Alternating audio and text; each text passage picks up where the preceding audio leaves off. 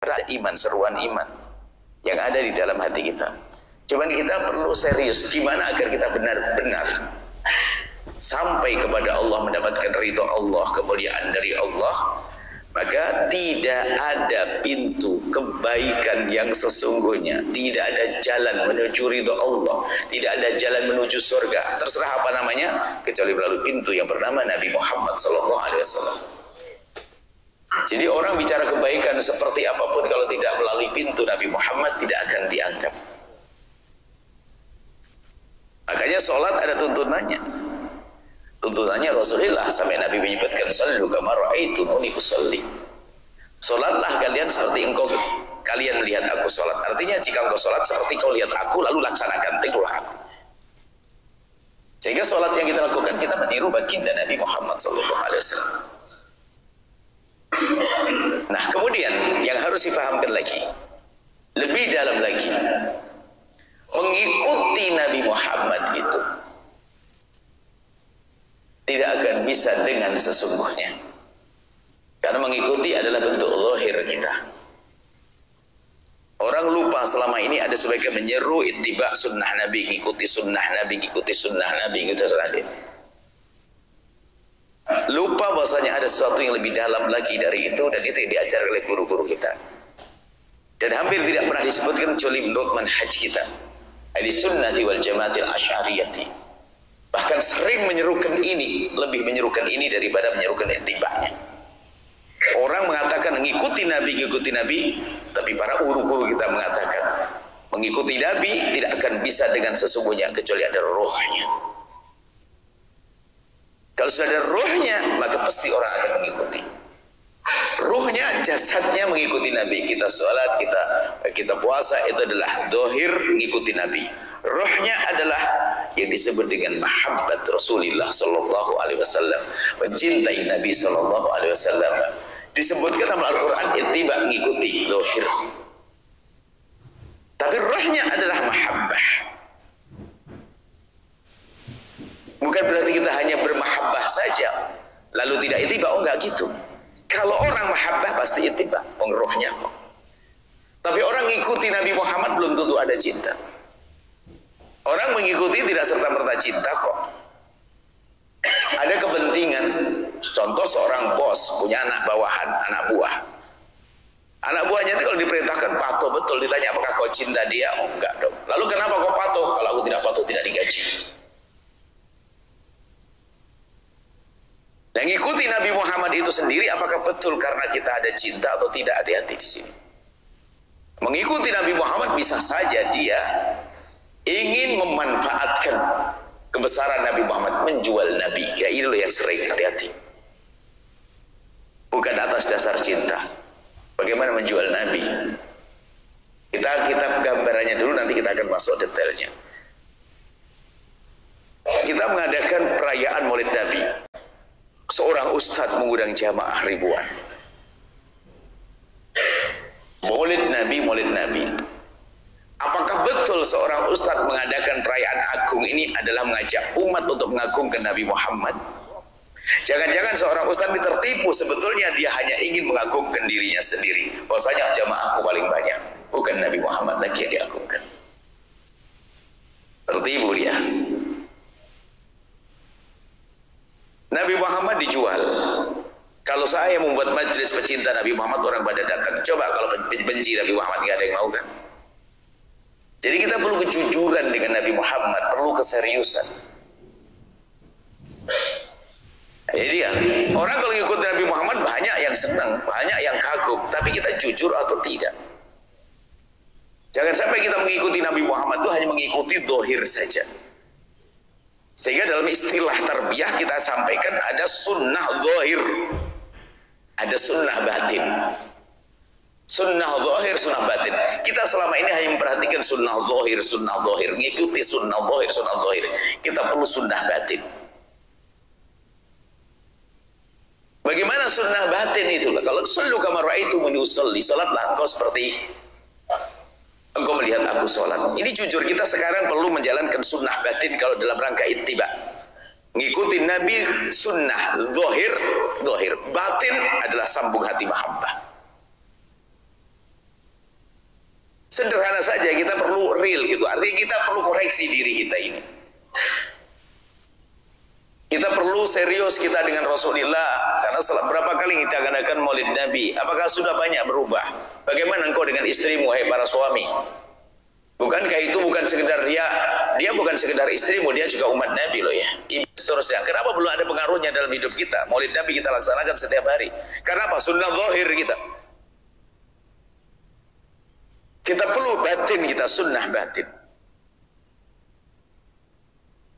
Kita mulai dari yang sederhana menjalankan sunnah, ngikut Nabi. Ngikutin Nabi agar kita dicintai oleh Allah. Untuk menjadi kekasih Allah, ngikuti Nabi bukan sekedar zahir, tapi batin juga. Tapi jangan sampai ada yang mengatakan aku sudah cinta batin, gak pakai zahir, bohong. Zahir dulu baru ada batin. Ada zahir belum tentu ada batin. Tapi kalau batin kalau memang ada sunnah batin dari hati kita yang sambung dengan Nabi, pasti ada zahir. Kaidahnya orang mencintai itu ngikuti. Tapi tidak semua yang ngikuti itu mencintai. Ingat, kalau kita sudah mencintai, itulah anak muda yang gandrung kepada pemain apa itu? Pemain band atau pemain bola atau pemain apa misalnya.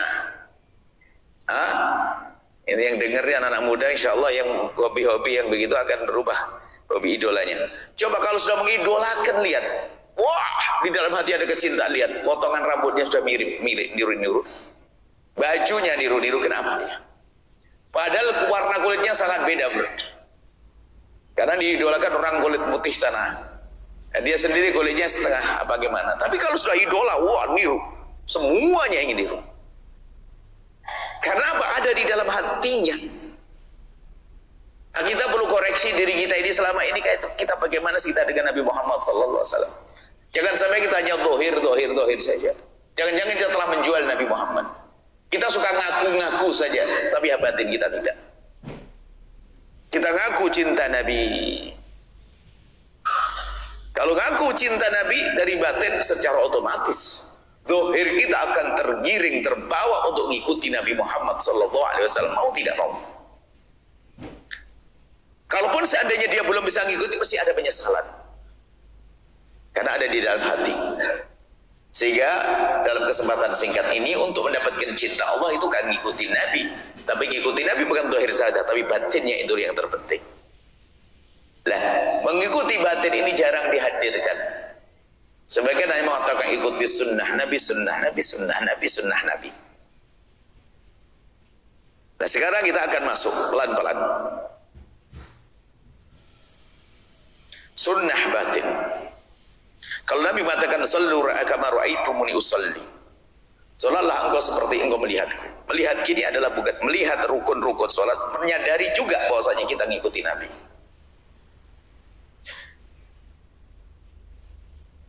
Contoh sederhana, kita ngajarkan kepada anak itu sunnah zahir atau sunnah batin.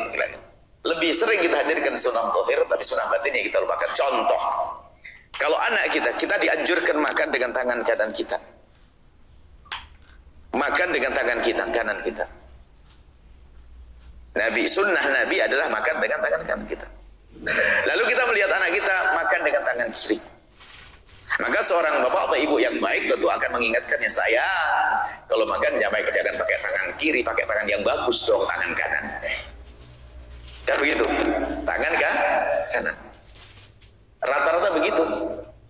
Kita ingin tahu siapa di antara kita di saat mengingat anak kita yang makan dengan tangan kiri adalah dengan cara begini. Saya kalau makan jangan pakai tangan kiri tapi pakai tangan kanan seperti Rasulullah SAW. Sambungkan dengan Nabi. Kita itu mengamalkan sunnah Nabi bukan ingat Nabi, ingat hadis yang dihafal kok. Kemarin waktu ujian lulus dulu. Kita mengamalkan sunnah Nabi jangan mengingat hadis, bukan kita hadirkan Nabi di hati kita. Makanya mungkin pelajaran kita di pagi ini singkat. Biasakan kita dengan Nabi, melihat Nabi dengan hati kita. Di saat kita menjalankan sunnah Nabi, kita melatih seperti itulah agar tumbuh cinta kepada Rasulullah SAW. Yang pertama, membiasakan dengan Nabi Muhammad SAW. Siapa yang tidak mengerti sunnahnya kalau masuk masjid dengan tangan kaki kanan, keluar dengan kaki kiri, masuk toilet kaki kiri, keluarnya kaki kanan, siapa? Dengan doa-doa. Siapa yang tidak mengerti semuanya? Ngerti. Akan tapi karena orang belum biasa dengan Nabi Muhammad, itu menjadi rutinitas yang dilakukan dan sudah mendapatkan pahala, tapi tidak terasa hatinya. Kita minum dengan tangan kanan, biasakan bismillah. Saya minum dengan tangan, langsung hadir bahasanya saya niru Rasulullah SAW. Dengan tangan kanan saja, belum lagi nanti sampai kalau 3 kali, itu lain lagi. Sallu kama ra'aitumuni usolli, aku melakukan salat itu sejenak hadirkan Nabi, seolah aku melihat Rasulullah. Tadi pagi atau setiap pagi kita pergi ke toilet. Ya, kita pergi ke toilet. Ilmunya mah sudah ada. Prakteknya, setelah praktek ada tingkat praktek sama kesadaran. Ilmu, praktek, kesadaran, sunnah. Sekarang pertanyaannya, kemarin waktu kita pergi ke toilet, ibu, bapak, semuanya. Waktu anda masuk toilet, kaki kanan dulu atau kiri dulu? Kiri, yakin? Kanan dulu, kiri dulu atau tidak ingat? Sudah mulai ragu, padahal ilmu sudah ada. Padahal sudah ada ilmu, tapi kita sering. Alasannya buru-buru dan sebagainya. Para kekasih-kekasih Allah ingatkan. Kalau seandainya engkau masuk toilet kok lupa mendahulukan kaki kanan dulu, tarik. Lalu ingat Nabi Muhammad. Bahasanya aku ingin niru Rasulullah. Kan biasa sering lupa. Makan pun juga demikian. Jadi kita perlu mulai hari ini membiasakan kita dengan Nabi, dan ingat waktu kita menjalankan sunnah Nabi, biasakan anda ingat Rasulullah. Berapa kali anda ingat Nabi Muhammad? Bahkan jangankan kok masalah ini, anda membaca sholawat kepada Rasulullah, berapa ribu yang anda baca dalam sehari? Oke, 1000. Ini 1000. Ada yang bingung berapa kali itu? Kenapa terlalu banyak? Atau aduh nggak biasa baca Rasulullah. Bagaimana ngaku cinta Nabi Muhammad tidak punya amalan sholawat yang rutin yang dibacanya? Yang membaca 1000 kali saja, tanyakan kepada dia, dalam 1000 kali bacaan sholawatmu berapa kali hadir di hatimu Rasulullah? Membaca Allahumma salli ala Sayyidina Muhammad, Allahumma salli ala Sayyidina Muhammad, Allahumma salli ala Sayyidina Muhammad. Ini sholawat yang paling pendek. Jadi kita perlu saat ini membiasakan dengan Nabi, dikit-dikit Nabi Muhammad. Jadi selalu hadirkan Nabi Muhammad, ingat Nabi Muhammad. Ayo anak-anak kita latih begitu. Jangan hanya sekedar makan dengan tangan kanan sunnah, membaca bismillah sunnah. Bahkan kadang-kadang memang ada hadis Nabi, kalau kau tidak baca bismillah setan ikut makan denganmu. Tapi kita perlu lebih dalam dari itu. Tidak ada sunnah Nabi yang kita lakukan kecuali kita sadari bahwa itu sunnah Nabi, kemudian hadirkan Nabi Muhammad. Kita melatih yang ringan-ringan saja. Tidak usah bicara tentang berderma 2 miliar 200 juta, ntar dulu. Yang gampang-gampang saja, kalau belum bisa bagaimana nanti yang berat. Kita belum biasakan mulai hari ini, anak-anak kita. Coba kalau anda membiasakan ini dulu, ini ada 5 tahapan nanti, ini baru 1 ya, nanti akan kita hadirkan. Yang pertama, biasakan kita sekarang, mulai hari ini, dari yang anda lakukan, nggak usah pakai amalan baru lagi. Dari rutinitas yang selama ini anda lakukan, sekarang lebih khusyuk, lebih serius, lebih bermakna. Anda makan, anda tidur, anda pakai baju, anda pulang ke rumah, anda ke masjid, anda ke toilet, itu saja dulu. Anda pastikan, anggap saja 10 amalan rutinan yang pasti anda lakukan di rumah anda, 10 atau 5, tapi 5 ini dibayar maksimal. Biasakan anda tidak melakukan itu kecuali anda ingat Nabi Muhammad SAW. Kita mulai satu-satu. Sederhana kita. Kita sering lupa Rasulullah. Yang kita ingat diri kita sendiri. Wah, Nabi sering jual maulid Nabi, ngaku-ngaku maulid Nabi, ngaku-ngaku cinta Nabi. Nggak cukup. Cinta nggak pakai pengakuan dari mulut kita, tapi dari hati kita dulu. Nah, kalau sudah membiasakan, enak. Coba sehari ini mau anda mulai makan, anda minum, anda ke toilet, anda pastikan biasakan dari 5 atau sunnah Nabi ini. 5 yang dilakukan Nabi itu, jadikan itu sebab anda ingat Rasulullah Sallallahu Alaihi Wasallam, sehingga anda tidak akan makan kecuali lebih khusyuk cara makan anda. Anda minum lebih khusyuk. Anda masuk toilet, anda ingat ini adalah saya ingat Rasulullah Sallallahu Alaihi Wasallam. Sampai sholat, sallu kama ra'aitumu yusalli. Allah, sebelum sholat anda berdiri menghadap ke kiblat, kebayang seolah anda melihat Rasulullah kama ra'aitumuni yusalli, seperti engkau melihat Nabi Muhammad sholat. Bukan lihat rukun, Tapi lihat jasad Nabi juga punya makna di sini. Dengan mata kita hadirkan, kita melihat Rasulullah sallallahu alaihi wasallam. Nah, kita membiasakan begitu, ini sederhana. Yang pertama ya, membiasakan. Jadi mulai dari anak kita pun jangan demikian. Kalau lagi makan, sayang, ayo baca bismillah. Kenapa baca bismillah? Karena kita mengikuti Nabi Muhammad, ingat Rasulullah. Mengikuti Rasulullah. Makan dengan tangan kananmu seperti Rasulullah. Kadang lupa Nabi Muhammadnya tidak ada. Makan dengan tangan kanan, tangan yang bagus, sayang, Nabi Muhammad ditinggal. Coba kalau anak kita dikit-dikit mendengar Nabi Muhammad, suatu ketika ada anak kecil lucu ya. Jadi di saat karena orang tuanya begitu serius mengenalkan orang tua anaknya kepada Nabi Muhammad, dikit-dikit Nabi Muhammad, karena Nabi Muhammad paling bagusnya cara makan Nabi Muhammad ini. Tiba-tiba kamu nanti cita-cita jadi apa nak? Ini namanya kecil, saya pengen jadi Nabi Muhammad. Ya nggak apa-apa, dia maksudnya akhlaknya Nabi Muhammad. Kalau gede kan nggak ada Nabi, setelah Nabi dia belum ngerti. Saking terpesona, bagaimana nih seorang ustaz, seorang ini, tak tanya anaknya punya hobi beda. Pasti di rumah tidak dilatih kenal Nabi Muhammad. Sekarang tanyakan rumah anak anda apa yang dikenali sama ini. Padahal hanya kecil ya, makan pasti dia makan, minum pasti dia minum. Toilet, sayang mau ke toilet. Toilet ingat mana dulu? Kaki kiri dulu. Niat untuk ngikut siapa sayang? Nabi Muhammad. Nabi Muhammad, dikit Nabi Muhammad Allah. Ini yang pertama. Kalau untuk mengikuti Nabi ya begini, bukan mengikuti zahir. Qala Rasulullah sallallahu alaihi wasallam. Yang diingat hanya qala Rasulullah, hadis hafalan tepatnya di bagian kanan di buku itu. Tapi Nabi Muhammad yang tidak hadir. Imam Muhammad Al-Bakir itu kalau membaca hadis Nabi itu pucat berubah wajahnya. Karena apa? Waktu baca qala Rasulullah seolah dilihat oleh baginda Nabi Muhammad sallallahu alaihi wasallam. Baca hadisnya saja, belum mengamalkannya. Baca hadisnya saja langsung. Karena merasa dilihat oleh Rasulullah sallallahu berubah wajahnya. Enggak mungkin guyonan dengan baca hadis. Karena apa? Tahu itu pernah diucapkan oleh Rasulullah sallallahu alaihi wasallam. Yang pertama, ayo kita biasakan dengan Nabi Muhammad. Ini membiasakan. Anda makan, pasti hadirkan. Anda makan, jangan buru-buru, stop sayang, baca doa.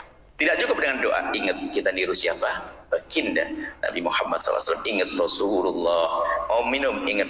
Mau ke toilet, mau ke rumah, mau pakai baju kanan dulu sayang. Lepasnya kiri, dan begitu seterusnya. Yang selama ini kita ketahui dari sunnah-sunnah yang kita lakukan setiap hari, kita hubungkan dengan Rasulullah SAW. Pertama, pastikan ini bisa, ini yang ringan-ringan. Latih anak kita. Selama ini kita bicara maulid Nabi, maulid kok tahunan? Maulid Nabi kok tahunan, setahun sekali? Oh bukan. Maulid Nabi setiap hari kita lahirkan Nabi Muhammad di rumah kita. Kita hadirkan setiap saat. Makanya saya sering guyonan, maulid itu boleh bertahap. Kalau orang mengadakan maulid Nabi, ada sifatnya maulid itu biar tahunan untuk hadir orang banyak.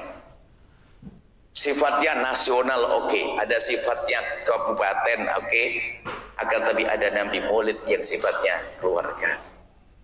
Cuman caranya beda, dia harus baca kitab maulid. Akan tapi ada saat-saat indah kita duduk, di situ kita berbicara dengan anak kita tentang Rasulullah SAW, singkat saja.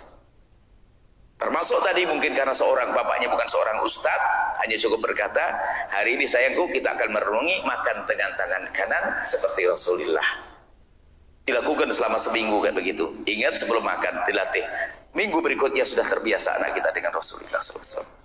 Ini membiasakan dengan Nabi Muhammad SAW. Pastikan setelah ini pulang ke rumah anak-anak kita, kalau ngikat jangan sayang pakai tangan bagus ya, bagus. Anak ngerti tangan kiri sama kanan sama kok, mana bagus ya?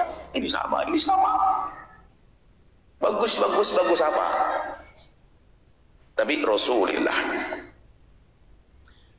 Dan setelah itu susah dia makan dengan tangan kirinya. Bahkan jika suatu ketika tangan kanannya tidak bisa memakan. Jika iya, kalau sudah terbiasa dengan begitu, kok tiba-tiba kita tidak bisa makan dengan tangan kanan kita karena satu hal, sakit atau apa. Maka dia makan dengan tangan kiri tentunya. Pasti tanpa ia sadari dia akan mengatakan, ya Rasulullah, mohon maaf, aku hari ini tidak bisa ngikuti engkau ya Rasulullah. Karena tangan kananku sakit ya Rasulullah. Seperti itu, jadi kita biasa dengan Nabi. ini yang pertama. Yang kedua adalah kalau ingin mengikuti Nabi itu harus ada sebuahnya namanya cinta. Untuk menemukan cinta tadi yang pertama, membiasakan kita dengan Rasulullah. Sunnah batin itu yang kita hadirkan, istilah kita sunnah batin.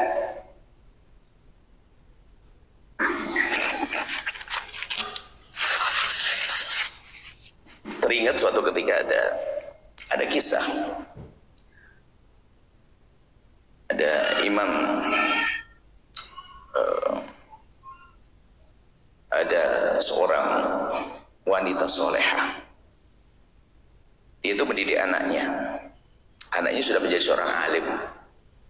Pulang ke rumah,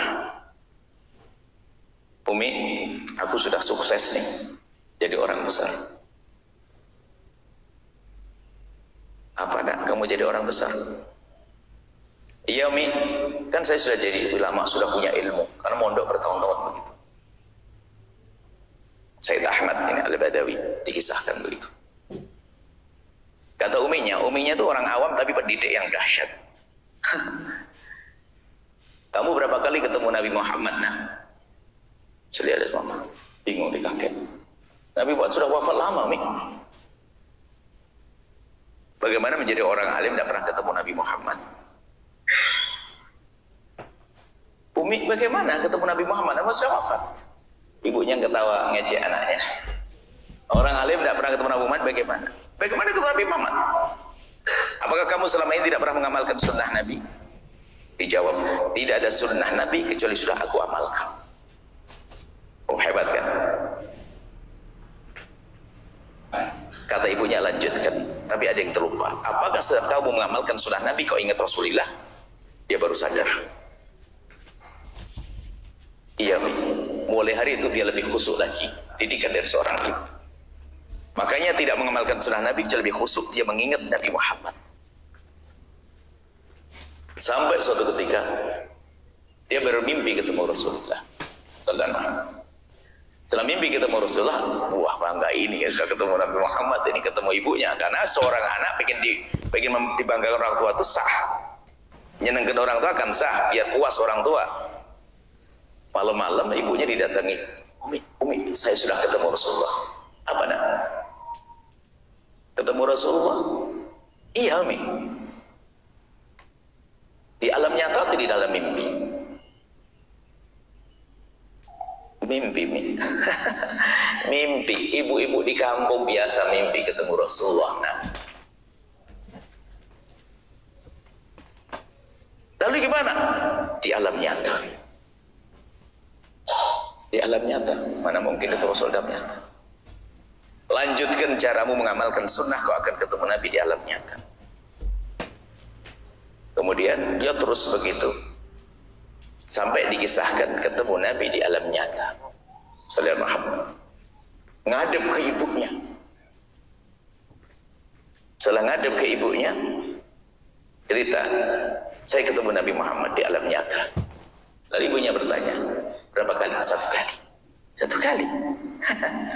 Orang besar gak begitu, nah. Berapa kali untuk aku dianggap sebagai orang besar?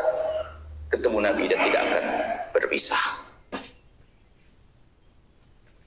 Ketemu Nabi di alam nyata, tidak pernah berpisah. Bagaimana caranya? Lanjutkan. Caranya adalah bahwa setiap saat kau menjalankan sunnah Nabi, hadirkan Nabi bersamamu. Nah, ini di pendidikan, bukan urusan mimpi. Sekarang ini orang cari mimpi ketemu Nabi. Enggak, di alam nyata ini loh, amal kita, merasa kita dengan Nabi Muhammad. Itu loh, lihat Nabi Muhammad. Kok pakai mimpi? Itu pendidikan tinggi itu. Sekarang ini orang khayal tentang mimpi Rasulullah. Dikit, mimpi Rasul itu paling bahaya hari ini untuk banyak berdusta. Kiai ulama Rasulullah. Sebab mimpi itu tidak bisa dibuktikan, tidak bisa didustakan, nggak ada saksi. Makanya kalau sudah sebuah kelompok ada yang ngaku mimpi Rasulullah, ini biarpun dia benar, nular, yang lainnya bohong. Mimpi Rasulullah adalah hal istimewa. Man ra'a di fil manami sawfa yarani yaqinan aw yaqtatan. Fa inna syaitana la yatamathalu bi. Kalau ada orang lihat dalam mimpi, nggak akan bohong, karena setan tidak bisa menjelma. Tapi yang jadi masalah bukan masalah mimpi, dia itu benar enggak, jangan-jangan bohong. Maka jangan dibudayakan orang dikit-dikit cerita ngaku mimpi, itu nular bohong yang lainnya. Oh ini orang biasa saja ketemu Nabi Muhammad kok saya belum. Akhirnya besok bilang saya ketemu Rasulullah, ya dimuliakan. Ada dusta, kadab. Makanya ternyata ujung kisah tersebut bukan pesan mimpi. Maksudnya apa? Orang itu harus merasakan setiap saat didampingi oleh Rasulullah. Dia mau duduk mau makan, dia ingat cara makan Nabi, cara ini Nabi Muhammad setiap saat, bukan urusan mimpi. Ada seorang santri di pondok mimpi ketemu Rasulullah, dan kami duga dia serius karena dia tidak terbukti pernah berbohong. Dia nangis dan mimpi ketemu Rasulullah. Hanya kami ingatkan, kalau kau cerita pada kawanmu, aku usir kau dari pondok. Jangan biasakan orang cerita hal-hal seperti itu. Kita pengen yang real, ngamalkan sunnah Nabi, bukan semua berkhayal tentang mimpi-mimpi Rasulullah. Ini bahaya hari ini kayak mimpi-mimpi. Ulama itu saya bertanya pada guru mulia Habibana Syekh Habib Idrus bin Umar Al-Kaf tentang mimpi Rasulullah. Ya Habib, bagaimana mimpi Rasulullah itu? Beliau berkata, salafuna, pendahulu kita, orang tua kita dulu, kalau mimpi ketemu Rasulullah, bangun, didermakan hartanya, separuh hartanya. Begitu terima kasih syukur. Mimpi Nabi Muhammad masih pelit. Masih kasar sama istrinya. Mimpi apa? Mimpi gombal itu. Nggak usah ngaku-ngaku mimpi. Makanya kita pangkas kayak mimpi-mimpi sudah. Anda jangan bermain dengan mimpi di alam nyata.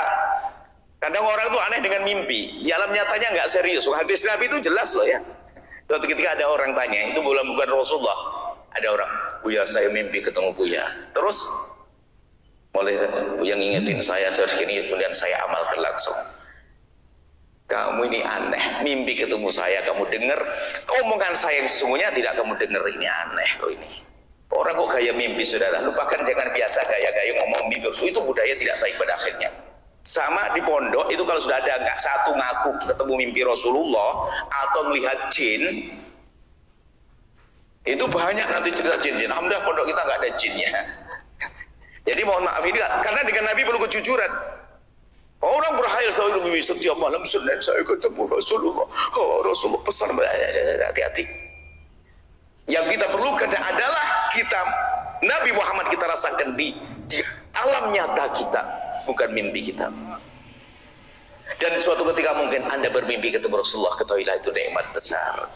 Kalau memang itu karomah bagi Anda, ingat waliullah itu menyembunyikan karomahnya seperti seorang perempuan menyembunyikan darah haidnya. Lah kok diobral tanda kalau dia tidak serius. Para kekasih Allah itu biasanya kalau ketemu dia bermimpi itu adalah ditulis sudah meninggal baru ketahuan anaknya.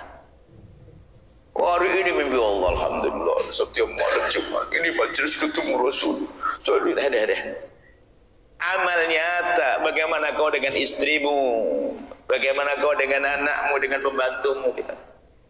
Kita perlu real amal nyata ini loh. Ngaku-ngaku ketemu Nabi tapi perilakunya ada. Makanya maulid Nabi yang kita lakukan harus ada pengaruhnya pada kita dong. Bukan maulid zahir.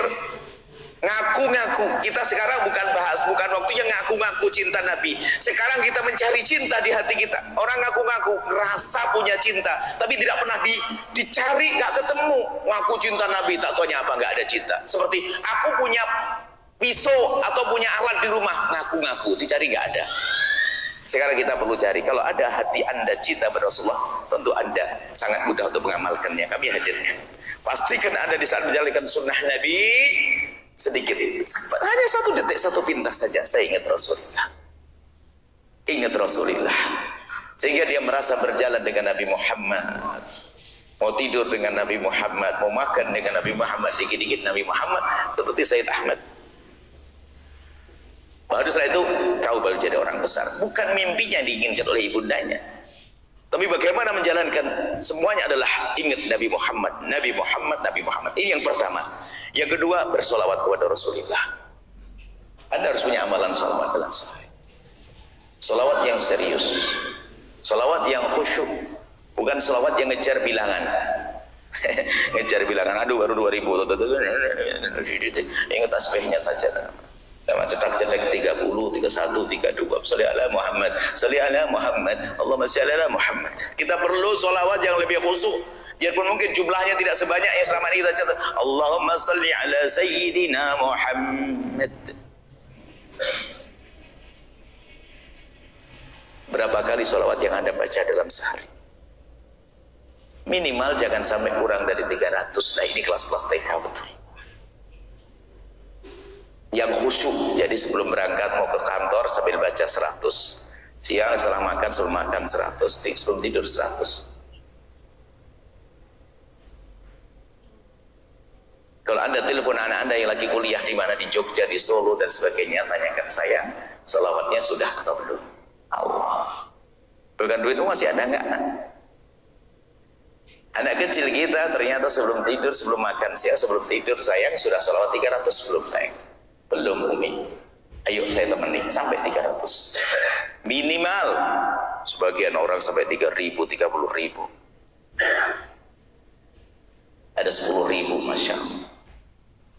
Kita perlu biasakan sholawat. Anda harus baca sholawat, harus ada target setiap membaca sholawat. Tapi sholawat yang khusyuk, karena dalam sholawat itu sendiri adalah ada kesejukan, ada dibuka segala kebaikan. Tadi ayat yang dibaca, walladzi yusalli alaikum wa malaikatuhu liyukhrijakum minadh-dhulumati ilan nur. Allah bersalawat kepada kalian dan malaikat pun juga mendoakan kalian. Allah bersalawat kepada kalian. Bagaimana Allah bersalawat kepada kita? Merahmati. Bagaimana Allah bersalawat kepada kita? Mengundang salawat Allah gimana? Kan Nabi yang ngajarkan. Man sallallahu alaihi maratan sallallahu alaihi asyra.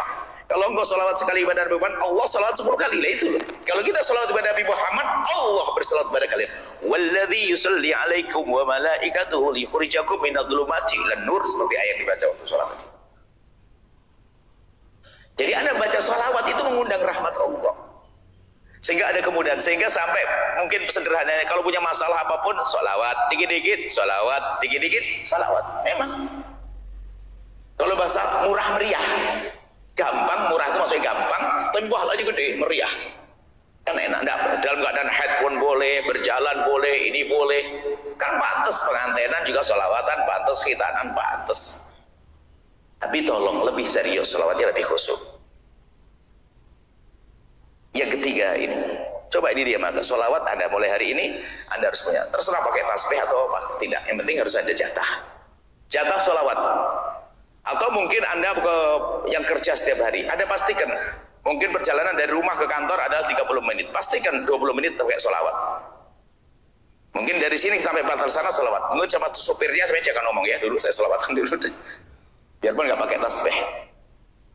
Sebagian orang dulu nggak pakai tasbih sholawatnya, pakai waktu, subuh sampai begini, jam ini sampai begini.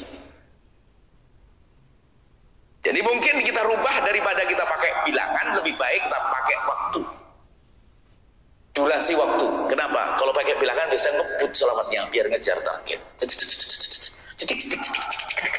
Nah ini kayak ngejar target.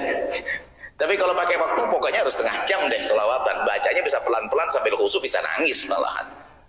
Tapi bukan berarti yang tasbihan dilarang, enggak ada, tetap ini. Itu kan memang kita kelas-kelas begitu, kelas harus dicambuk kita. Yang jelas Anda harus berselawat. Pakai dah 15 menit nggak ada masalah. Sebelum tidur 10 menit saya akan selawatan. Bismillahirrahmanirrahim. Allahumma salli ala Sayyidina Muhammad. Kebayang Nabi waktu perang, Nabi waktu terluka di perang Uhud, Nabi Allahumma salli ala Sayyidina Muhammad. Allahumma salli ala Sayyidina Muhammad. Biarpun hanya berapa tapi khusyuk. Bukan 2000. Ini kita perlu meningkatkan kualitas sholawat. Nah ini hubungannya dengan sebelumnya, membiasakan lagi dengan Nabi Shallallahu Alaihi Wasallam. Yang ketiga, membaca sejarah baginda Nabi Shallallahu Alaihi Wasallam. Karena agar semakin tergambar di benak kita, di otak kita tentang perilaku Nabi. Ini ulama dulu tuh cerdas. Kalau kita suruh baca kitab maulid yang kitab sejarah Nabi yang besar, kayaknya nggak dibaca. Akhirnya dipendekkan di hal-hal yang penting saja, paling tidak jangan sampai kita tidak kenal sama sekali. Dipendekin, kadang pakai lagu-lagu, maka muncullah buku-buku maulid. Buku maulid adalah termasuk buku sejarah Nabi sebetulnya. Maka kami himbau, kami dimanapun majlis, kalau baca maulid Nabi itu tolong ada yang mencarai berbab-berbab, biarpun gantian waktunya. Jangan sampai maulid Nabi bertahun-tahun nggak paham jamaah itu apa sih isinya? Apa sih isinya? Semua kalimat itu selain Al-Quran itu kalau kita nggak paham tidak berfaedah. Kalau Al-Quran biarpun nggak paham dapat pahala. Tapi kalau selain itu kita fawaid itu paling tidak di bab 1 disarai, atau tidak kalau tidak beres semuanya dari bab itu dipotong beberapa kalimat dijelaskan. Itu kan maulidnya kan ganti terus menerus, bisa hatam balik lagi. Nah, kemudian anak-anak kita sekarang kita harus budaya, bukan hadiah handphone buat anak kita. Jadi mungkin ulang tahun dan sebagainya, kita sudah mulai merubah. Hadiahku akan aku berikan buku sejarah baginda Nabi SAW. Tapi beli buku sejarah Nabi hati-hati, ini sekaligus ilmunya juga. Saya rekomendasikan satu buku yang luar biasa, adalah bukunya Syekh Muhammad Said Ramadan Al-Buti tentang fikih sirah. Sudah ada terjemahnya, belum nyetak di Al-Quran tahu jangan tak? Nah ini sudah. Sekarang Dr. Putih itu adalah digabungkan bermacam-macam, termasuk fikihnya karena beliau Syafi'i. Jadi kita tidak akan jauh akidahnya Asy'ari, jadi aman. Sebab ada buku sejarah Nabi akidahnya beda, hati-hati jangan asal comot. Wah, bukunya terkenal tentang sejarah Nabi, Anda kepleset banyak, hati-hati. Karena banyak disusupkan. Karena Nabi Muhammad itu mewah, nyusupkan lewat sirah Nabi bisa. Makanya kami tunjuk beberapa buku. Seperti bukunya Dr. Muhammad Said Ramadan Al-Buti atau Abu Yazid Muhammad Malik Al-Insan Kamil. Terjemahannya. Yang lainnya ntar dulu kan. Yang buku-buku dari luar sana ntar dulu. Kata beliau sudah diterjemahkan itu ada Masya Allah. Itu beli hadiah. Kalau bisa cetaknya yang mahal sehingga itu buku disayang-sayang. Dan tolong wahai para ibu, kalau beli buku itu jangan satu. Anaknya 4 dibelikan 1. Akhirnya semua bilang kamu dulu aja deh baca, kamu dulu. Anda belikan handphone aja semua dibelikan, kenapa buku tidak dibelikan? Handphone berapa harganya coba? Buku cuma 100.000, berapa harganya? Iya kan? Tidak sampai 100.000. Kita tuh kurang berpikir serius dalam hal itu. Bahkan ini sudah catatannya, kalau perlu tanya, nak sudah berapa halaman kau baca sayang? Sehingga seorang ibu kadang-kadang bertanya kepada anaknya, pas ketemu lagi kuliah dia, kita kunjung sayang, tolong bacakan satu bab yang paling menarik bagimu tentang sejarah Nabi. Allah, dikit-dikit Nabi Muhammad, dikit-dikit Nabi Muhammad. Allah, sejarah Nabi harus kita baca di rumah kita. Jangan beli satu nanti, nak kamu dulu aja deh, nanti saya kapan-kapan, saya ngalah.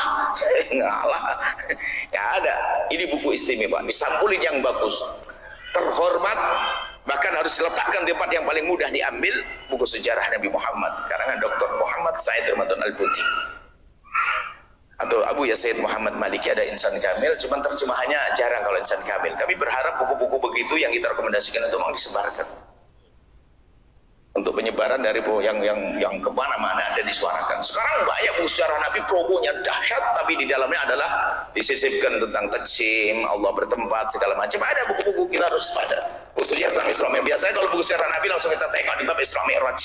Di sana ada keunikan cerita Isra Mi'raj. Akidah. Jadi nggak gampang, jangan setiap buku sejarah Nabi Anda beli. Sesat lagi. Sesat bersama Nabi kan nggak benar begitu tuh. Nah, ini adalah buku sejarah Nabi. Mulai hari ini Anda berpikir, bukunya 100.000, 500.000 belikan 5 anak. Dan ditanya sudah baca belum? Nah, kau pelan-pelan. Mungkin Anda bertanya, Qurannya mana kok sejarah Nabi? Quran itu sudah umum, pasti orang baca Al-Quran. Tapi ini adalah keunik-unik ini yang sering dilupakan oleh para orang tua. Ayo, khatam diulang lagi, karena apa? Semakin diulang semakin terasa. Jadi maulid ringan kita di majelis maulid Nabi, baca kitab-kitab maulid kecil kita ya, kayak Maulid Malik Dibai dan yang lain, itu maulid gitu. Itu maulid sejarah ringkas. Tapi detailnya kita harus tahu dong tentang sejarah Nabi SAW, termasuk kalangan Imam Tirmidzi Syama'il Al-Muhammadiyah. Tapi Syama'il Muhammadiyah beberapa catatan kaki, ada beberapa orang yang numpang juga dengan akidah sesat di Syama'il Muhammadiyah. Maka kita harus tahu siapa yang menerjemahkan, siapa yang mencetak, kita harus tahu. Baik. Kemudian setelah kita dengan sejarah Nabi, nanti saya ulas kembali. Kita harus serius kalau belajar. Pulang tuh harus ada buahnya. Nabung deh paling tidak. Hari raya nanti hadiahnya adalah buku sejarah Nabi SAW. Kalau udah punya duit banget, kalau Anda melarat banget, nabung setiap bulan 10.000. Nanti akhir tahun sudah bisa beli 1 buku. Kalau nggak punya, bagaimana Anda ngaku cinta Nabi, buku sejarah Nabi aja nggak punya? Ini serius, kami serius. Anda harus berubah cara hidup Anda. Handphone itu berapa harganya? 200.000 ya? Hah? Juta. Saya tidak pernah beli handphone sebabnya.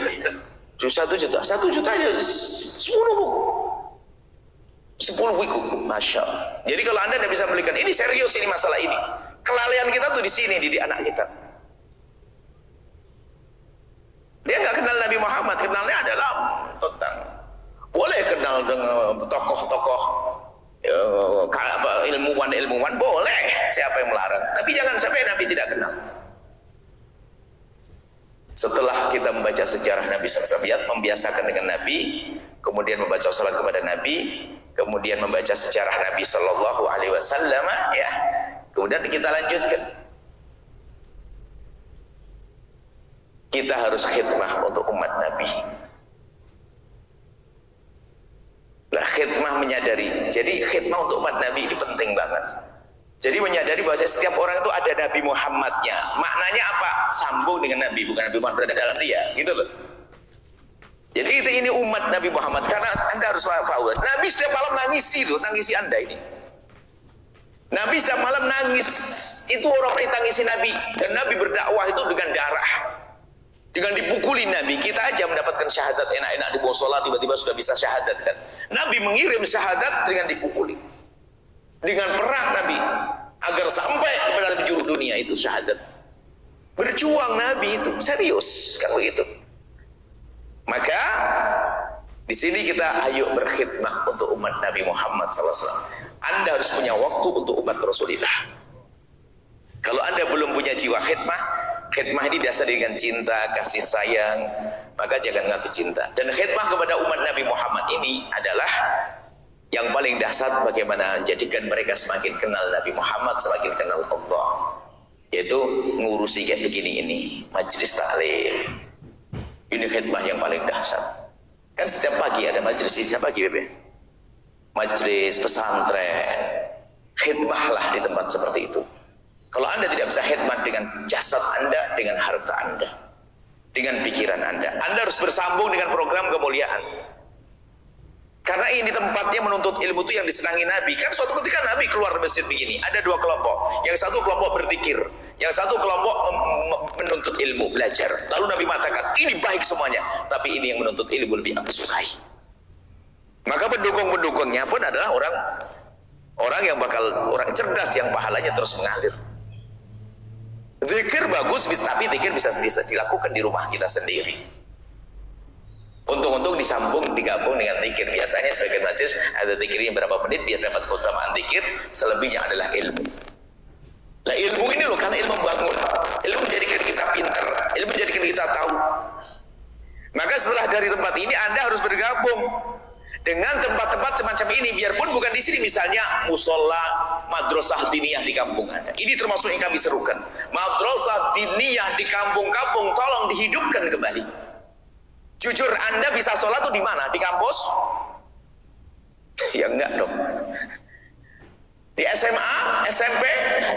Di musola. Saya masih ingat yang belum ada listrik waktu itu, lihat suara yang ramai, anak-anak habis sholat maghrib lalu berdiri bersama-sama belajar sholat Allahu Akbar kabira walhamdulillah katsira, ramai.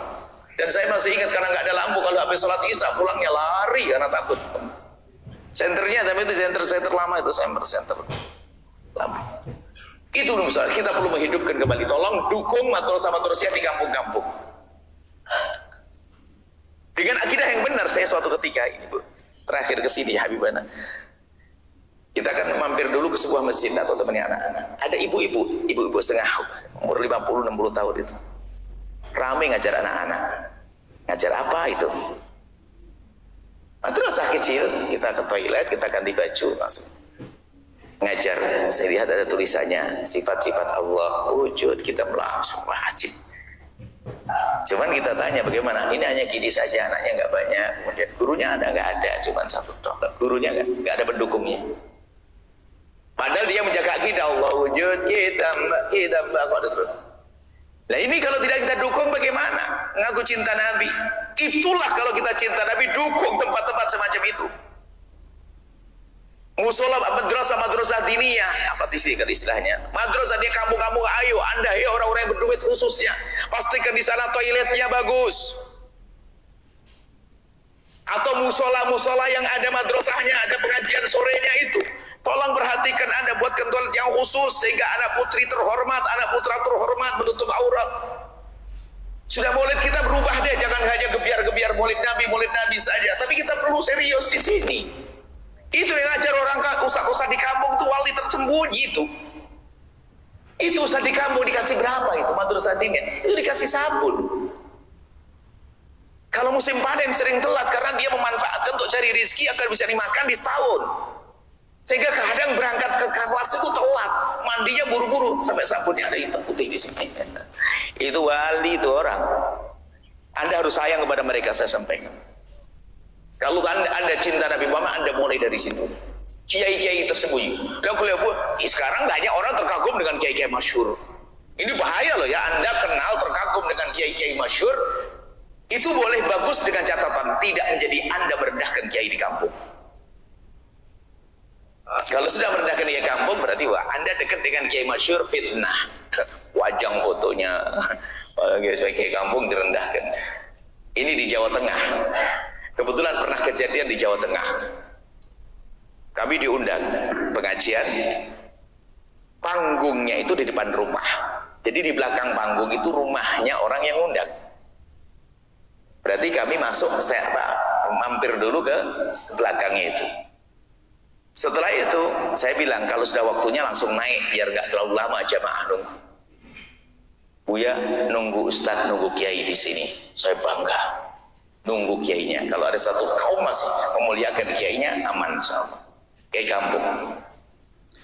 Saya makan kacang segala macam begitu yang ada di situ. Sepertinya dia ngerti hobi saya, disiapin begitu. Saya makan cemilan. Tidak lama kemudian, Buya, ayo naik ke panggung. Katanya nunggu Ustaz. Tadi Ustaz ya. Subhanallah. Ustaz yang datang tidak dikenalkan ke kami. Dan saya tahu Ustaz itu tidak disambut waktu datang. Karena dia pakai motor. Kemudian pakai jaket. Kopiah hitam ditaruh di dada. Waktu ngambil pun saya masih tahu dia sambil membungkukkan badan karena kesorot sama lampu. Saya ingat kalau orang datang kan ketahuan, kelihatan begitu. Setelah itu dekat kami salaman. Dan tidak ada yang menyambut, semuanya hanya satu orang salaman biasa saja. Saya sampaikan kepada di mimbar, saya sampaikan, Anda kenal saya baru sekarang. Dari saya datang dari mobil Anda, Masya Allah Anda sambut saya sampai saya itu kayak orang tua-tua amat, kayak orang ini. Tapi giliran seorang guru datang, Anda biarkan datang. Tidak akan beruntung satu kaum yang tidak bisa menghormati guru kampungnya. Tidak akan beruntung, tidak akan beruntung. Kalau mbahmu mati siapa yang ngurusi? Saya atau dia? Beliau. Ayo, beliau yang ngurusi. Ayo. Anda terkagum-kagum dengan saya. Saya tidak bangga kalau Anda tidak kagum dengan guru di kampung Anda. Ini yang harus kita hidupkan. Anda kan punya tempat masing-masing. Madrasah diniyah itu loh. Di kampung-kampung harus Anda hidupkan kembali. Kalau ada mejanya patah tidak bisa berdiri lagi, tidak bisa genteng turun, nggak bisa naik lagi. Miskin. Sementara kita berani nyekolahkan anaknya kuliah dengan biaya berjuta-juta. Mana maulid Nabi Anda? Kita pengen berubah maulidnya. Oke, maulid selama ini Anda lakukan, Masya Allah, terus kadakan kebiar maulid dia. Tapi di alam nyata khidmah untuk umat Nabi Muhammad SAW. Pastikan. Dan juga kami rindu musola-musola ini menjelang Ramadan, masih ada 4 bulan lagi Ramadan. Maulid Nabi adalah menutup aurat. Kami ingin bahasanya setiap masjid dan musola-musola yang ada di wilayah Semarang ini, khususnya bagi Anda atau yang lainnya, itu sudah pasti ada toiletnya yang terhormat, kemudian tempat wudhu wanita yang terhormat. Satu toilet rapi itu hanya 10 juta, tinggal 20 juta kiri kanan dipisah ya.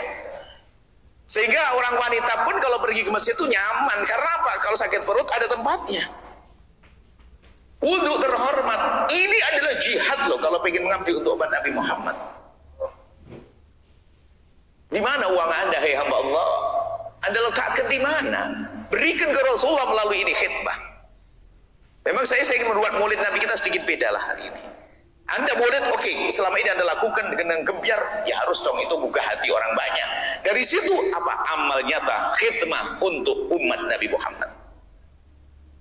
Ayo kembali ke madrasah masing-masing, madrasah diniyah. Biarpun mungkin anak Anda sudah tidak belajar lagi. Bukankah kita ngurusi umat, bukan ngurusi anak? Bukan ngurusi anak kita sendiri.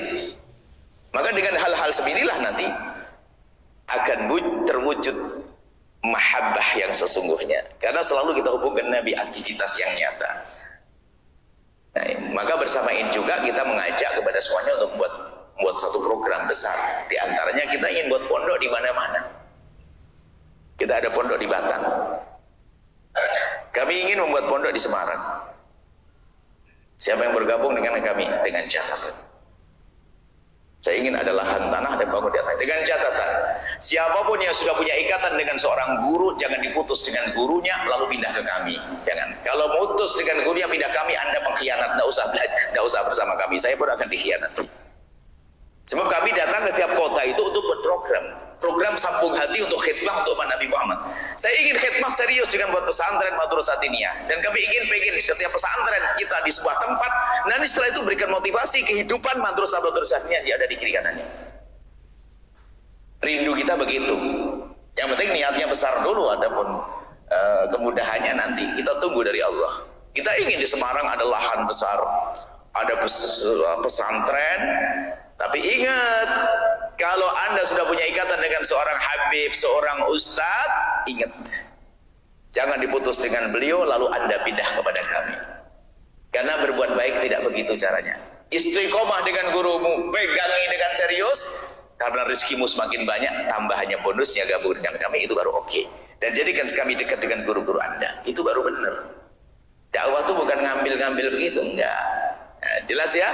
Jadi kita maulidnya serius ya, kenal Nabi Muhammad serius. Yang pertama tadi, biasakan Anda dengan Nabi Muhammad. Mulai hari ini Anda lebih serius kalau makan, jangan ngebut. Lalu kadang-kadang itu di masjid, mohon maaf ya, maulid Nabi SAW ada perlombaan. Perlombaan lomba makan. Sunnahnya di mana lomba makan? Tangannya diikat di belakang, kemudian nyosor. Ini sunnah apa itu? Ini kadang-kadang latah, yang penting rame ya. Kan mestinya kalau lomba makan kasih makan, kemudian dilihat jurinya siapa paling beradab ikuti Nabi Muhammad. Bukan ada, pernah lihat enggak? Ini di masjid lagi katanya. Lah ini ustadznya kebelinger ini. Kalau ada kegiatan amalan, kegiatan lomba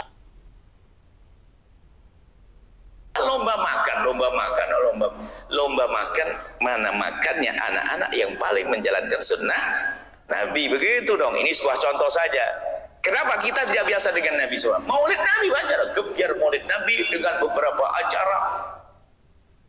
Nah, tapi acaranya bukan mendekatkan kepada Nabi, ini bagaimana? Permasalahannya kita tidak biasa dengan. Pertama, biasa dengan Nabi Muhammad. Yang kedua, bersolawat. Pasti ada sebenarnya solawat yang khusyuk, solawat yang serius. Membaca sejarah baginda Nabi SAW. Yang keempat, Anda harus punya khidmah hari ini. Ada bau-bau sudah kita akan bangun pesantren di Semarang. Dan kami berharap nanti setelah itu banyak bergabung, dan nanti kita akan buat satu program. Semua pejuang-pejuang yang bersama kita harus kita rindukan untuk bisa berjuang itu tadi. Saya ingin menyentuh mereka untuk menghidupkan Madrasah Diniyah. Oh, itu kiai-kiai kampung itu menyelesaikan banyak masalah. Kita tidak bisa menjaga mereka. Jujur, ilmu itu di sana, bukan di tabligh akbar kita yang ribuan, bukan. Itu hanya sesaat, habis itu tidak tahu paham atau tidak paham omongan saya. Yang kemarin rame biar kan satu jam ceramah, wow, 1 jam, masya Allah, alhamdulillah dapat pahala kan sudah. Cuma untuk ngerti Allah, kenal itu dengan di Madrasah Diniyah itu, di majelis yang rutin begini nih. Oh, ngaji kok setahun sekali, ini ngaji apa, macam apa itu? Seminggu sekali aja kata Imam Ghazali, keresahan hati. Minimal jangan sampai kurang dari 3 hari sekali minimal, seperti bunga itu 3 hari setiap subuh begini cakep. Kita perlu ya, jadi khidmah untuk Nabi Muhammad yuk kita giatkan. Maulid kita rubah. Maulid kita saat ini, maulid Nabi gebyar tetap ada. Bonusnya adalah kita serius saat ini menghidupkan madrasah. Anda lacak di kampung Anda ada berapa madrasah diniyah? Mungkin kita bisa membuat satu perkumpulan lah dari Masjid Taufik ini, membuat satu perkumpulan, nanti kita galang dana, nanti ada tim panitia yang melacak madrasah diniyah, kemudian mana yang perlu toilet, perlu ini dan sebagainya.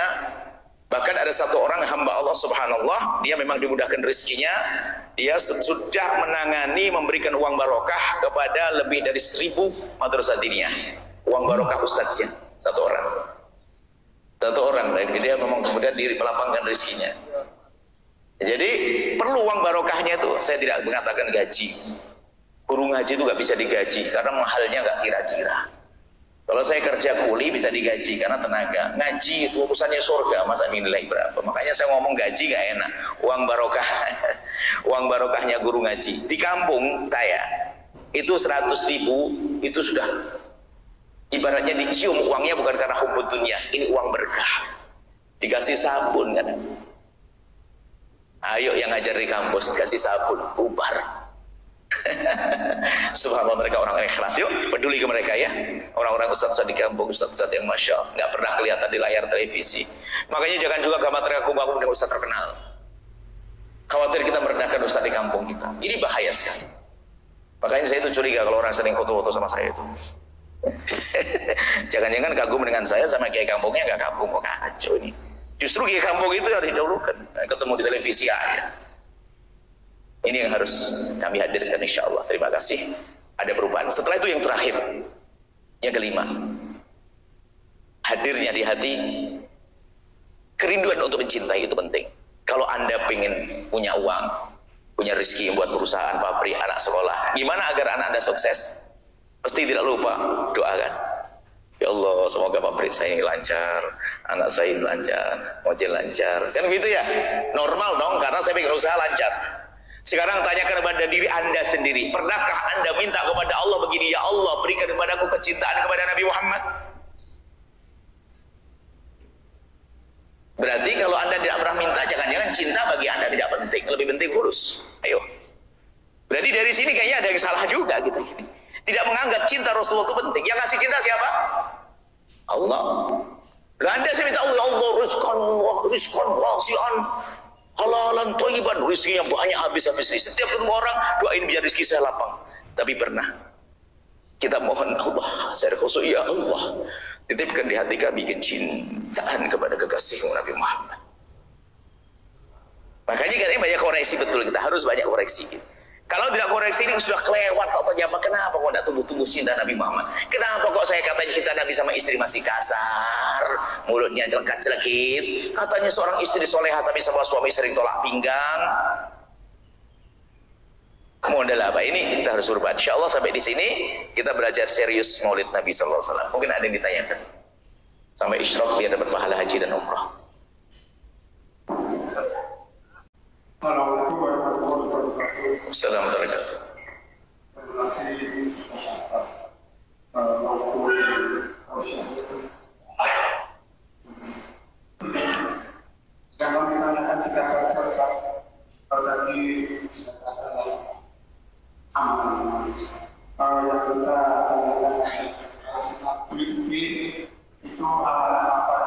apa? Kalau kita gimana? Kalau kita apa? Itu kira-kira apa yang dilakukan itu sholawatan atau Al-Quran. Baik. Kita harus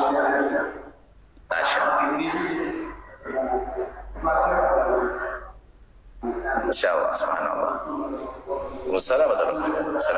Amalan sholawat amalan umum tidak bisa kita tinggalkan. Amalan umum yang besar sholawat biasa. Cuman kalau orang bertanya dengan amalan khusus, ada orang datang ke Nabi SAW. Ya Rasulullah, amalan apa yang terbaik? Nabi mengatakan jihad di jalan Allah, perang. Ada lain lagi orang bertanya, Rasulullah, amalan apa yang paling baik? Berbakti pada orang tua. Beda orangnya, beda. Salah berarti, ya Rasulullah, amalan terbaik sedekah. Amalan yang terbaik bagi Anda adalah apa yang selama ini Anda paling tidak senang dan ada tidak. Misalnya kalau kita kurang baik sama ibu, amalan terbaik berbakti pada ibunda. Kalau sering ngomong kasar sama istri, amalan terbaik lemah lembut sama istri. Gak usah kemana-mana, bahasanya sederhana saya. Itulah bahasa Nabi. Amalan terbaikmu apa? Jangan berhayal sholawat, bacaan indah. Apa selama ini yang kamu alih gak benar? Mutus tali persaudaraan, merebutan waris, damai, menyelesaikan waris, terbaik amalan untukmu. Bukan enak begitu. Kadang kita khayal amalan terbaik. Beda Nabi aja ada orang bertanya, ini jihad, karena dia orang paling, kalau ada surat jihad sembunyi dia. Satu lagi bertanya, amalan terbaik ya Rasulullah, dia kurang ajar sama ibunya, berbakti pada orang tuamu. Satu lagi, Masya Allah, banyak duit, dia pelit. Nabi tahu ini amalan terbaik untukmu adalah sedekah. Jadi setiap orang ternyata beda-beda. Anda koreksi diri Anda sendiri, saya tidak tahu. Kekurangan apa yang paling banyak? Itulah yang harus Anda benahi, maka itu amal terbaik bagi Anda. Adapun amalan umum, iya, sholawat, baca la ilaha illallah agar kuat iman, jadidu imanakum, jadi antara la ilaha illallah sama sholawat itu harus seiring terus. La ilaha illallah sama Allah sama sholawat. Dua hal ini adalah, kalau la ilaha illallah kan jadidu imanakum, aksiru min qouli la ilaha illallah, perbanyak la ilaha illallah. Sholawat adalah untuk Nabi. Itu amalan umum. Adapun amalan pribadi, jika Anda menghendaki, koreksi. Mungkin saya sering gunjing, maka amalan terbaik bagi Anda adalah doakan orang-orang lain. Jadi amalan terbaik itu sesuai dengan, misalnya ada berkata Asmaul Husna itu paling baik kok. Baik semuanya kok paling baik. Mungkin yang paling cocok untukmu itulah. Ya, mungkin kamu orangnya kasar, ya Rahman, ya Rahim, biar dapat kasih sayang Allah, ya Rahman, ya Rahim. Tapi orang yang fulusnya sedikit, mesti yang dipilih, ya Ghani, kan gitu ya, wajar begitu. Karena Allah Maha Kaya, gitu loh maksudnya, kurang lebihnya. Kenapa kok jauh Ghani terus? Wah, ini pengen fulus, orang ini pengen kaya. Jadi itulah dalam berdoa, amalan terbaik bagi Anda adalah yang paling merubah Anda. Jadi Anda koreksi dulu, mungkin saya ibuku, aku kurang santun. Berarti amalan terbaik saya di situ. Seperti yang ditanyakan, seperti yang disabdakan Nabi waktu ada orang bertanya. Lalu amalan terbaiknya sholawat. Ya dari dulu bang iya, cuma untuk pribadinya dia itu apa? Tolong koreksi. Kemarin kan sudah silsilahnya di sini kita hadirkan. Ibunda kita sudah kita berbakti udah orang tua di sini ya. Dengan saudara jangan rebut waris, sudah kita beresin. Jadi itu tinggal mana yang kurang di kita, itu amalan terbaik. Maka ilmu itu yang real, yang nyata, jangan ilmu khayal.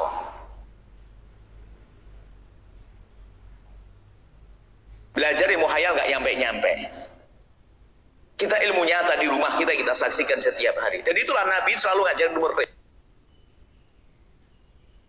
Ada orang bertanya begitu, yang paling baik bagimu begini, yang baik-baik begini. Oh kita ingin berubah kok.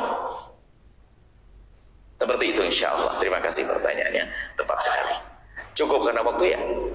Baik, cukup. Bismillahirrahmanirrahim.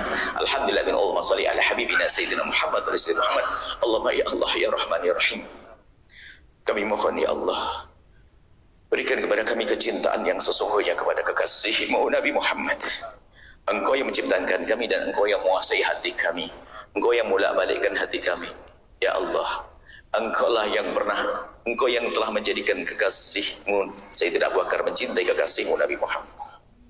Engkau yang telah menjadikan Sayyidina Umar mencintai kekasih-Mu Nabi Muhammad. Engkau yang telah menjadikan Imam Ali mencintai kekasih-Mu Nabi Muhammad. Tuhan Imam Ali adalah Engkau ya Allah, dan Tuhan kami adalah Engkau. Engkau sangat mampu dan maha kuasa untuk berikan cinta di hati kami ya Allah. Maka berikan kepada hati kami kecintaan yang sesungguhnya kepada kekasih-Mu Nabi Muhammad ya Allah. Kami ingin dengan cinta itu kami mudah mengamalkan sunnah kekasih-Mu Nabi Muhammad. Kami ingin dengan cinta itu mudah mengabdi untuk umat kekasih-Mu Nabi Muhammad. Kami dengan cinta itu mudah berbuat baik untuk kekasih-Mu Nabi Muhammad ya Allah. Dan kami mohon ya Allah, anak-anak kami jadikan mereka anak-anak pecinta dan perindu kekasih-Mu Nabi Muhammad. Dan kami mohon ya Allah, kami sering lupa dan kami juga kadang ingat. Kami ingin ya Allah selalu Kau ingatkan kami kepada kekasih-Mu Nabi Muhammad. Dalam kesibukan kami ya Allah, kami sering lupa kepada kekasih-Mu Nabi Muhammad. Kadang di saat berselawat pun kami lupa ya Allah, lupa. Itulah keadaan kami. Maka kami mohon ya Allah, jadikan kami selalu ingat kekasih-Mu Nabi Muhammad, mudah mengikuti kekasih-Mu Nabi Muhammad. Dan kami mohon ya Allah ya Rahman ya Rahim wahid dan yang Maha Kasih, ampuni orang tua kami dan guru-guru kami ya Allah. Berikan kasih sayang-Mu kepada mereka. Anak-anak kami jaga mereka. Jadikan mereka anak-anak rindu pecinta kekasih-Mu Nabi Muhammad yang kelak akan di surga bersama kekasih-Mu Nabi Muhammad. Ya Allah, yang sempit rezeki, lapangkan rezeki kami semua berkat kekasih-Mu Nabi Muhammad. Yang sakit sembuhkan berkat kekasih-Mu Nabi Muhammad. Yang punya hutang mudahkan kami dalam bayar hutang kami berkat kekasih-Mu Nabi Muhammad. Wujudkan keindahan dalam rumah tangga kami berkat kekasih-Mu Nabi Muhammad. Jauhkan kami dari memutus tali persaudaraan gara-gara rebutan warisan berkat kekasih-Mu Nabi Muhammad. Ya Allah, ya Allah, ya Allah, ampuni kami semua ya Allah. Dan kami mohon ya Allah, ya Allah, makmur ya Allah, berikan segala kebaikan kepada semua yang telah berjuang di tempat ini ya Allah. Dari yang mewakafkan tanah, yang membangun masjid, yang memakmurkannya, yang menjaganya ya Allah. Kami mohon berikan kepada mereka segala kebaikan di dunia dan di akhirat, dan jadikan mereka perindu dan pecinta kekasih-Mu Nabi Muhammad yang sesungguhnya. Kami mohon ya Allah, makmurkan majlis pesantren, para habaib, para ustaz-ustaz, para guru-guru yang ada di kiri kanan jalan tempat ini ya Allah. Makmurkan dengan orang-orang soleh, pendukung-pendukung yang soleh, murid-murid yang soleh-soleha, pendukung yang soleh-soleha, dan kami mohon jadikan kami bersama mereka ya Allah, dan jadikan kami hamba yang saling mencintai karenamu. Jauhkan kami dari benci dan dengki di antara kami. Jauhkan kami dari dendam ya Allah kepada sesama kami. Maka kami mohon, jika ada orang berbuat salah kepada kami, menyakiti kami, nyakiti kami, zalim pada kami, aniaya kepada kami, menfitnah kami, mengunjing kami mohon ya Allah, ampuni mereka, jangan hukum mereka, karena mereka umat kekasihmu Nabi Muhammad. Jangan sampai kami mendendam umat kekasihmu Nabi Muhammad yang berbuat zalim pada kami dari umat kekasihmu Nabi Muhammad. Ampuni dan hentikan dari kezalimannya ya Allah. Jangan hukum dia ya Allah, karena kekasihmu Nabi Muhammad pernah menangis karena untuk umat ini. Maka kami mohon ya Allah, jadikan mereka ahli surgamu ya Allah. Ya Allah, panjangkan umur kami dalam ketaatan serta sehat walafiat. Berikan kepada kami semua husnul khatimah. Mati dalam keadaan iman. Dan kami mohon ya Allah, jadikanlah ucapan kami di akhir hayat kami kelak, saat Kau hendak mencabut nyawa kami ingin saat itu ya Allah, hati dan lidah kami mampu mengucapkan kalimat agung dan mulia, la ilaha illallah sayyidina Muhammad Rasulullah, la ilaha illallah sayyidina Muhammad Rasulullah, la ilaha illallah sayyidina Muhammad Rasulullah sallallahu alaihi wasallam. Rabbana atina fid dunya hasanah wa fil akhirati hasanah wa qina adzaban nar. Wa sallallahu ala sayyidina Muhammadin wa ala alihi wa sahbihi. Alhamdulillahi rabbil alamin. Fatihah.